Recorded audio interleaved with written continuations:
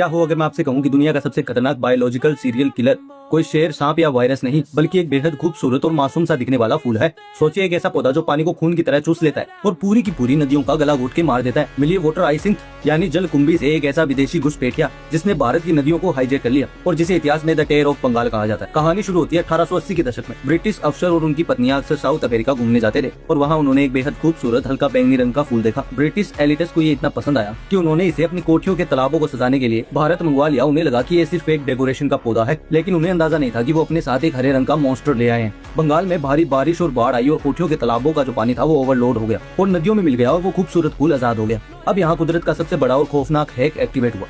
इस पौधे को बच्चे पैदा करने के लिए बीजों की जरूरत ही नहीं थी। ये क्लोनिंग करता था, इसकी जड़ों से नए तने निकलते और कुछ दिनों में एक नया पौधा बन जाता। रिसर्चर्स के होश तब उड़े जब उन्हें पता चला कि ये पौधा सिर्फ 2 हफ्ते में अपनी तादाद दोगुनी कर सकता है। सिर्फ एक पौधा हजारों वर्ग किलोमीटर की नदी को पूरी तरह ढक सकता है। देखते ही देखते इस पौधे ने बंगाल की सारी नदियों और झीलों के ऊपर एक मोटी अभेद हरी चादर बिछा दी। ये चादर इतनी मोटी थी कि इसके ऊपर से इंसान पैदल चल सकता, लेकिन असली हॉनर तो पानी के नीचे हो रहा। इस चादर ने सूरज की रोशनी को पानी के अंदर जाने से रोक दी। पानी के अंदर ऑक्सीजन खत्म होने लगी और ये पौधा पानी को इतनी तेजी से पीता था कि नदियां सूखने लगी और पानी के अंदर मौजूद लाखों मछलियां, कछुए और जीव ऑक्सीजन न मिलने के कारण घुट घुट के मरने लगे। बंगाल के लोगों की पूरी जिंदगी खाना और ट्रांसपोर्ट नदियों पे टिकी थी। जब नदियां इस पौधे से ब्लॉक हो गई तो नावें भी चलना बंद हो गई। ट्रांसपोर्ट रुक गया, मछलियां मर गई, जिससे भूखमरी फैल गई और रुके हुए गंदे पानी में मच्छरों ने अंडे दिए, जिससे मलेरिया और हैजा की भयानक महामारियां फैल गई। इस खूबसूरत फूल ने बंगाल के इकोसिस्टम और इकोनॉमी को पूरी तरह तबाह कर दिया।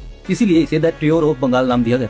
आज 100 साल बीत चुके हैं, लेकिन भारत, बांग्लादेश और पूरी एशिया इस पौधे से हार गई। सरकार हर साल करोड़ों रुपए की मशीनें लगाकर इन्हें नदियों से निकालती है, लेकिन अगर पानी में इनका एक छोटा सा टुकड़ा भी बच जाए तो वो कुछ ही हफ्तों में फिर से पूरी नदी को ढक लेता है। अंग्रेज अपनी आंखों को सुकून देने के लिए एक फूल लाए थे, लेकिन कुदरत ने उस फूल को ऐसी एक ग्रीन वेम्पायर में बदल दिया जिसने भारत की नदियों का दम